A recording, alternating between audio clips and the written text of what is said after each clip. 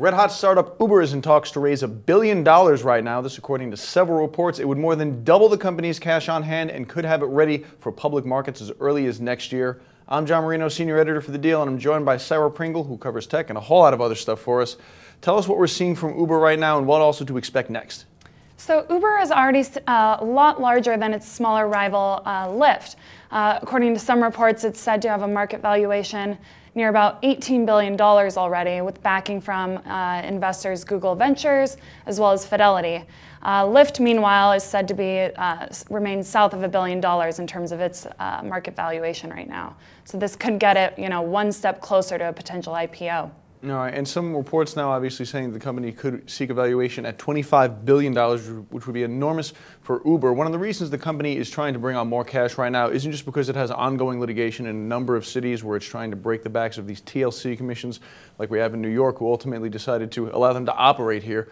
Another thing that the company needs to do is support the financing operations that it has in place also in other countries, including India, to get more drivers buying cars and to get them on the road. Uber could ultimately be a big partner for automakers. But anyway, there's some other problems with the company that can maybe hamper it going into the IPO. Tell us about its personnel wars with its biggest competitor.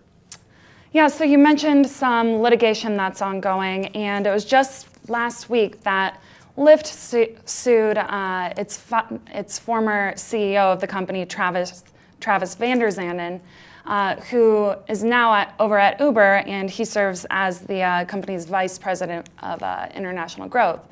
And Lyft is now arguing that VanderZanden, had taken with him some confidential information on the company's, international growth plans, as well as some financial data and other information. Now, according to reports, he has denied these allegations. So right now, it's kind of up in the air. Wait and see. We'll see where that goes. All right, well, it's going to be interesting to watch these two companies kind of try and battle out. Obviously, Lyft being the David in this David versus Goliath battle, it's likely, I think, that Uber is going to be the first one to make it to public markets. And as we've seen before with other big digital companies, whether it's Living Social or Zillow, that's a big advantage being the quote-unquote first mover. Sarah, thanks for taking out some time to explain this to us. I'm John Marino, Senior Editor for The Deal, and we're going to be back with more IPO candidates next week.